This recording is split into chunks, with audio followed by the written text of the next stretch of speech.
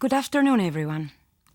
I am sorry I could not join you in person on this very special occasion, but I want to thank the Member of the European Parliament, Miriya Gabriel, for her invitation, and I want to join her and the rest of you, representing policymakers, human rights organizations, intellectuals, lawyers, journalists in Sofia, to raise our voices together for justice.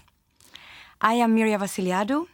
I speak to you today as the EU Anti-Trafficking Coordinator at the European Commission and as a feminist activist committed to working on equality between women and men. Today's events across the world, as part of the 1 Billion Rising for Justice campaign, are vital in calling for an end to male violence against women. We can never achieve equality between women and men unless we first condone each and every case of male violence against women. That is, we cannot achieve social justice unless we first condone such violence. I urge you to think today about the millions of women and girls subjected to emotional, psychological, physical, and sexual violence because of their gender. I urge you to consider that 1 in 3 women and girls has been subjected to structural male violence in her life. Look around you, in the room where you are, wherever you are right now. Male violence against women and girls knows no age, no class, no geography, no ethnicity. All women, all girls are vulnerable to this great injustice of the 21st century.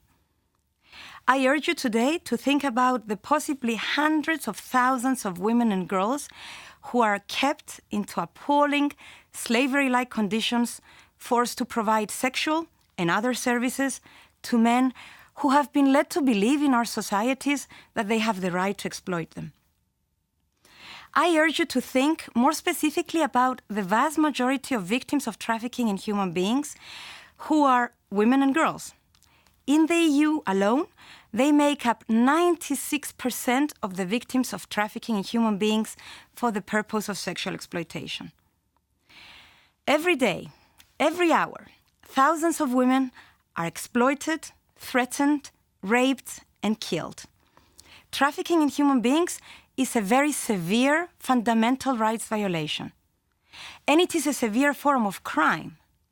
It is a crime that has a gender and which seriously affects women's rights and equality between women and men. It is a part of the daily male violence against women. But I want to draw some caution. It is not only about numbers.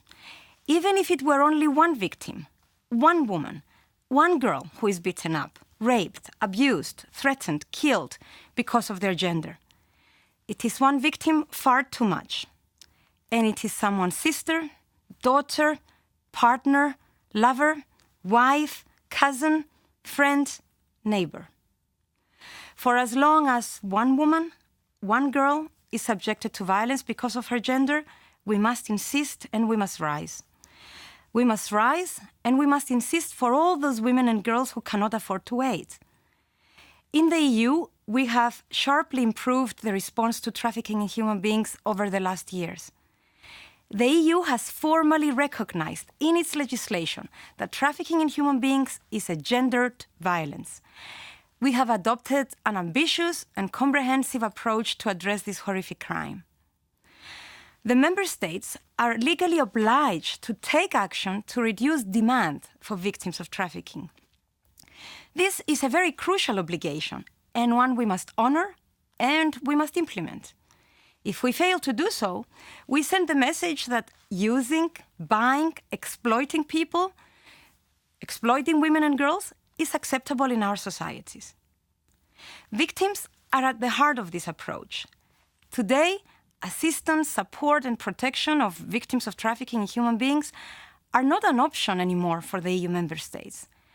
They are bound by specific provisions to ensure that every victim receives the treatment she or he deserves. I am proud to be joining you today to rise for the millions of women and girls who have been or are vulnerable to becoming victims of male violence.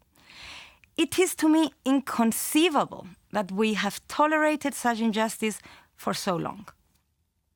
It is inconceivable to me that we still need to raise awareness on such basic human rights that women and girls still do not enjoy. And it would be inconceivable to me that we don't speak out and we don't break the silence. Thank you for giving me the space to speak out with you in Sofia and with 1 billion women and men across the world who refuse to be silenced.